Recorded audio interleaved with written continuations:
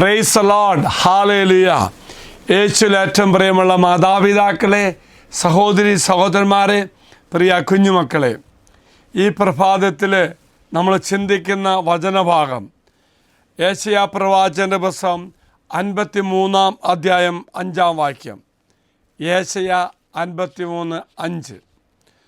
ഓർക്കുക പ്രിയമുള്ള, ഇവിടെ സൗഖ്യത്തിൻ്റെ ഒരു വചനമാണ്. സൗഖ്യ ശുശ്രൂഷയ്ക്ക് നമ്മൾ ഏറ്റവും അധികം ഉപയോഗിക്കുന്ന ഒരു വചനമാണ് യെശയ്യാ 53:5. ആ വചനഭാഗം അച്ഛനൊന്ന് വായിക്കാം. നമ്മുടെ അതിക്രമങ്ങൾക്ക് വേണ്ടി അവൻ മുറിവേൽപ്പിക്കപ്പെട്ടു, നമ്മുടെ അകൃത്യങ്ങൾക്ക് വേണ്ടി ക്ഷതമേൽപ്പിക്കപ്പെട്ടു.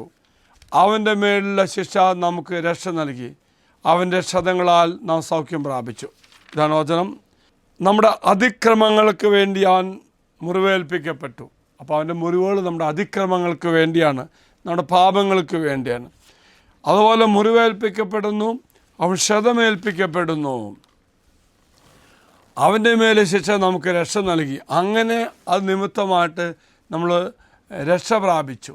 പ്രിയമുള്ള സഹോദരി സഹോദരന്മാരെ, ഇവിടെ പറയുന്നത് ശാരീരികമായ രോഗപീഠകളല്ല, മറിച്ച് പാപത്തിൽ നിന്നും അനീതിയിൽ നിന്നും നമ്മൾ മോചനം പ്രാപിക്കുന്നു. ഒരു ശാരീരിക രോഗപീഠകളിൽ നിന്നല്ല. ഇവിടെ സൗഖ്യം എന്ന് പറയുന്നത് ഒരു വ്യക്തി പാപത്തിന് മോചനം പ്രാപിക്കുമ്പോൾ, ക്ഷമിക്കാൻ പറ്റാത്ത മേഖലയിൽ നിന്ന് വിടുതൽ പ്രാപിക്കുമ്പോൾ അവൻ മോചനം പ്രാപിക്കുന്നു. അപ്പോൾ പ്രിയമുള്ളവരെ, ഈ വചനം എന്ന് പറയുന്നത് ഒരു ശാരീരിക സൗഖ്യത്തിലപ്പുറമായിട്ടും ഒരു ആത്മീയമായ സൗഖ്യം കർത്താവ് തരുന്നു. പാപത്തിന് മോചനം, ക്ഷമിക്കാൻ പറ്റുന്ന വിടുതലായി മാറുകയാണ്.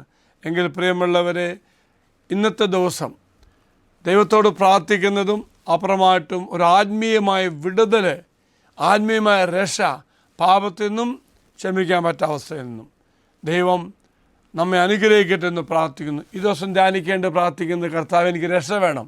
രക്ഷ വേണമെന്ന് പറയുമ്പോൾ രോഗശാന്തിയല്ല, മറിച്ച് ആത്മീയമായ ഒരു രക്ഷ നേടുവാൻ ദൈവം നമ്മെ എല്ലാവരും സഹായിക്കട്ടെ. പരിശുദ്ധ അമ്മ നമുക്ക് വേണ്ടി മാധ്യസ്ഥം പ്രാർത്ഥിക്കട്ടെ. നമ്മുടെ ഈ തരത്തിലുള്ള പാപത്തിൻ്റെ, ബന്ധനത്തിൻ്റെ, അനീതിയുടെ രോഗങ്ങൾ ദൈവസന്നിധി സമർപ്പിക്കാം. ദൈവം നമുക്ക് വിടുതലായി മാറുകയും ചെയ്യും. നിങ്ങളുടെ നിയോഗങ്ങൾ ഈ വാഗ്ദത്ത പേടകത്തിലേക്ക് സമർപ്പിക്കാം. നിങ്ങൾ സമർപ്പിച്ച നിയോഗങ്ങൾ അച്ഛനാൽ താരയ്ക്ക് സമർപ്പിക്കുന്നു. ഉറപ്പായിട്ടും കർത്താവ് നിനക്ക് വിടുതൽ നൽകി അനുഗ്രഹിക്കും.